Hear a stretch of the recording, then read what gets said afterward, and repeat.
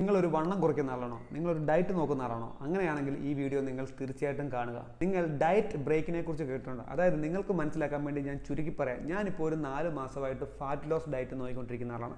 So 4 മാസത്തിന് ശേഷം ഞാനിപ്പോൾ ഒരു ഡയറ്റ് ബ്രേക്ക് എടുക്കാൻ പോവുകയാണ്. ഇനി എന്തിനാണ് ഈ ഡയറ്റ് ബ്രേക്ക് എടുക്കുന്നതെന്നല്ലേ? ഫാറ്റ് ലോസ് ചെയ്യുമ്പോൾ നമുക്കറിയാം നമ്മൾ കാലറി ഡെഫിസിറ്റിലാണ് നിൽക്കുന്നത് അല്ലേ? സോ കാലറി ഡെഫിസിറ്റ് എന്ന് പറഞ്ഞാൽ എന്താണ്? നമ്മൾ ന്യൂട്രിയൻ ഡെഫിഷ്യൻ്റോട് ആണ് അല്ലേ? സോ 80 മുതൽ 100 ദിവസത്തിൽ കൂടുതൽ നമ്മൾ ഒരിക്കലും കാലറി ഡെഫിസിറ്റ് ഡയറ്റിൽ കണ്ടിന്യൂസ് നിന്നുകൂടാ.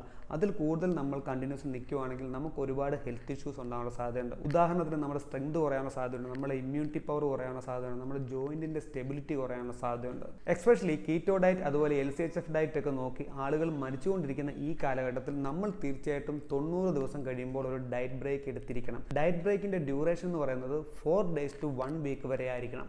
ഈ ഡയറ്റ് ബ്രേക്ക് നമ്മൾ എടുക്കുമ്പോൾ നമ്മൾ ഫിസിക്കലി മാത്രമല്ല മെൻ്റലി കുറച്ച് സ്ട്രോങ് ആകുന്നു. അടുത്ത ഒരു 90 ഡേയ്സിലേക്ക് കൂടെ നമ്മൾക്ക് മുമ്പോട്ട് പോകാൻ വേണ്ടി നമ്മൾ മെൻ്റലിയും ഫിസിക്കലിയും കുറച്ചുകൂടെ സ്ട്രോങ് ആവുന്നു.